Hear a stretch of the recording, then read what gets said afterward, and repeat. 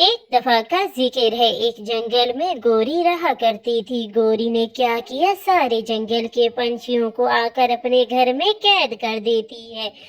बड़े आई, जब भी इनके घर से चोरी करती हूँ मुझे मारते हैं। मैं तो अब इनको ऐसी सजा दूंगी, खाना भी नहीं दूंगी, बंदी बनाकर रखूंगी अपने घर में। देखते रहेंगे सारे जंगल के पंछी कि कहाँ गए हैं ये पंछी।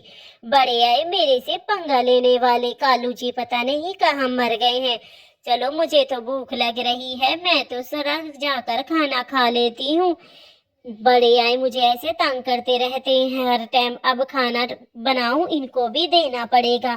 चलो, इनके घर से राशन शासन तो सब उठाकर आ गई हूँ, बस एक वो चिड़िया रह गई है, उसे भी आकर बंदी बना दूंगी, फिर देखना कोई भी मुझे। ऐसे ही गोरी फिर खाना बनाना शुरू कर देती है। ऐसे ही वो नन्ही चिड़िया मीना चिड़िया भी उसी जंगल में रहती थी। वो आती है और चील भाई से कहती है, चील भाई क्या हुआ नन्ही चिड़िया, तुम इतना परेशान और दुखी क्यों दिख रही हो? कोई बात है क्या? बताओ मुझे, कोई बात है तो बताओ मुझे। ये लो, मट्टी लेने आई थी कल तुम मुझसे। ये मट्टी तुम्हारे लिए बरोटे में डालकर इकट्ठी कर दी है मैंने सुना है इस जंगल के पंछी कहीं खो गए हैं। बताओ सो सही, कहाँ खो गए हैं? ऐसे ही मीना चिड़िया अपनी फसल के पास चली जाती है और फसल की खूब मेहनत करती है। उसे बहुत परेशानी थी कि आखिरकार जंगल के पंछी कहाँ गए। उसके गोभी के पौधे भी जमीन में से बाहर निकल के आ जाते हैं और फिर गोभी के पौधों को निकाल कर बेच आती हूँ। मुझे समझ तो लगे कि जंगल के पंछी आखिरकार गए कहाँ हैं।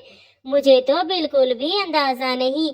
ऐसे ही उसका टूटा फूटा घर था, जैसे कैसे वो चिड़िया गुजारा कर रही थी। इसलिए जंगल के सारे पंछी उस बेचारी पर बहुत तरस खाते, लेकिन मिट्ठू, कबूतर पता नहीं कहाँ खो गए थे, और जग्गू, ये तो चिड़िया उसे ढूंढती रहती और हमेशा अपने बेटे को याद करती कि मेरा बेटा कहाँ चला गया। ऐसे ही नन्ही चिड़िया सुंदर सा प्यारा सा घर बनाती है कि वहाँ पर तूफान आने की वजह से सब कुछ खत्म हो जाता है।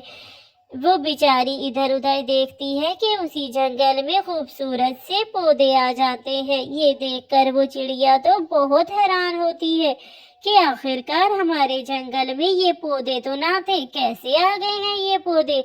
मुझे तो बिल्कुल भी समझ नहीं आ रही कि ये पौधे आखिरकार इतने सुंदर सुंदर और फ्रूट लगे हुए कैसे आ सकते हैं। मुझे लगता है मैं कोई जादुई बाग में आ गई हूँ, जहाँ पर हर किस्म के पौधे हैं।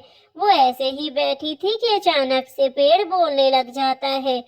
तुम्हें पता है, तुम्हारे दोस्त पता है कहाँ है? वो गोरी के पास कब्जा होकर बैठे हैं।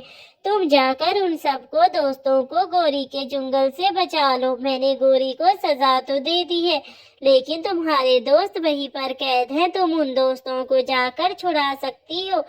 ऐसे ही सुनहरी चिड़िया बहुत खुश होती है, क्योंकि वो अपने दोस्तों को ही ढूंढ रही थी।